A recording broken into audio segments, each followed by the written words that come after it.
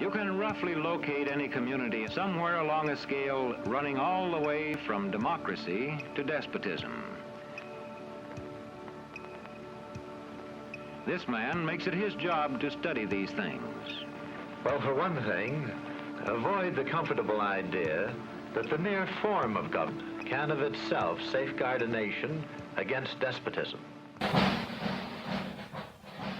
For big business, despotism was often a useful tool for securing foreign markets and pursuing profits.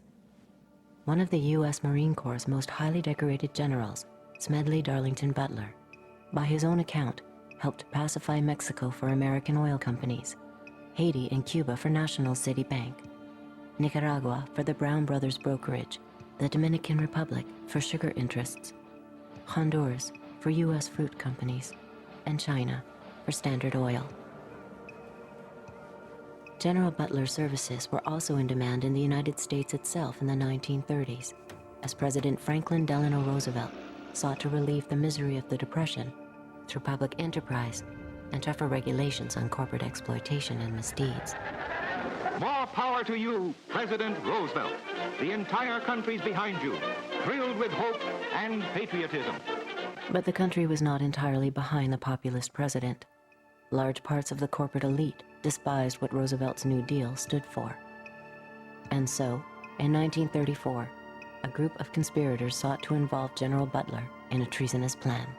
The plan as outlined to me was to form an organization of veterans, to use as a bluff or as a club at least, to intimidate the government. But the corporate cabal had picked the wrong man. Butler was fed up with being what he called a gangster for capitalism.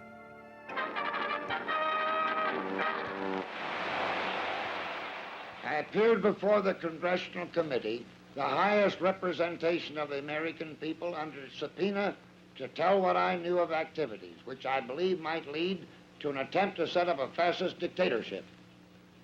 The upshot of the whole thing was that I was supposed to lead an organization of 500,000 men, which would be able to take over the functions of government. A congressional committee ultimately found evidence of a plot to overthrow Roosevelt. According to Butler, the conspiracy included representatives of some of America's top corporations, including J.P. Morgan, DuPont, and Goodyear Tire. Hi there, this is Mark Akbar. I produced and co-directed The Corporation, and this is the official shareware version of the film. I'm proud of the fact that hundreds of thousands of people have already downloaded and shared this film. If I had $1 for every download, well, I probably wouldn't be making this appeal. More than 200 people worked on the film, the DVD, and the website over 8 years. If you support the film, please support the filmmakers too. You can make a contribution, large or small, even a couple of bucks would help, at thecorporation.com. Thanks.